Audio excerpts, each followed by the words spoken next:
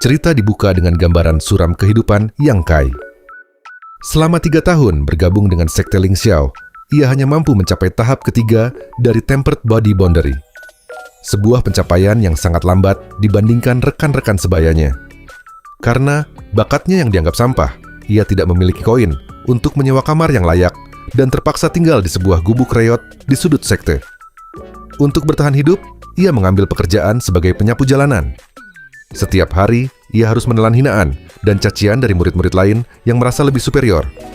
Statusnya bukan hanya seorang murid rendah, tetapi juga sandiwara hidup tentang kegagalan. Namun, di balik fisik yang lemah, Yang Kai memiliki kemauan baja dan harga diri yang tidak goyah, meskipun ia seringkali berakhir babak belur dalam duel-duel yang dipaksakan kepadanya.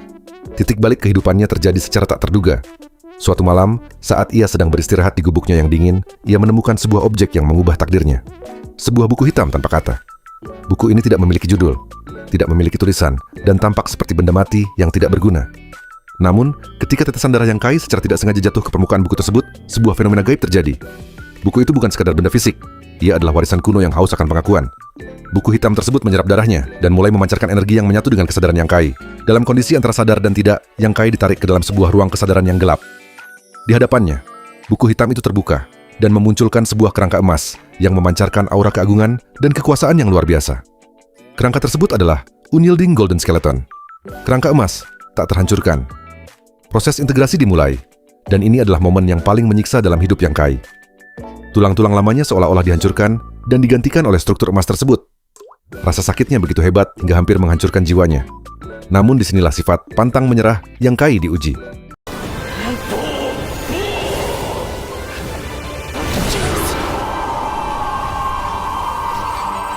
Saat tersadar, tubuh Yang Kai sudah pulih total. Dia langsung sadar bahwa semua yang dialaminya tadi bukan sekadar mimpi.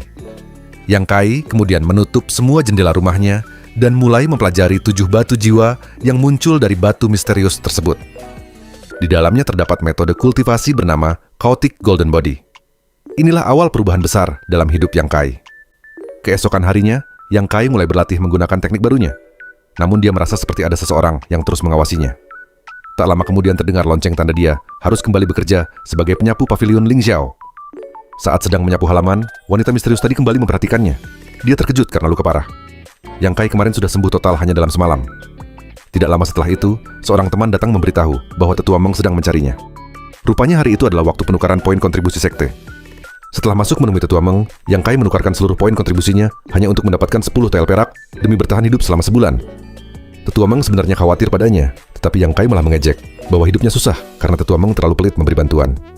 Mendengar itu, Tetua Meng langsung marah dan melemparkan sandal ke arah Yang Kai.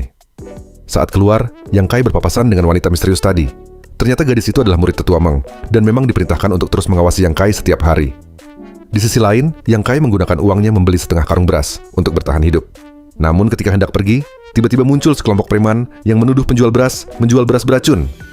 Yang Kai langsung merasa ada yang janggal karena tas penyimpanan milik salah satu preman terlihat sangat familiar. Dia pun mulai curiga bahwa ada seseorang yang sedang merencanakan sesuatu dari balik layar.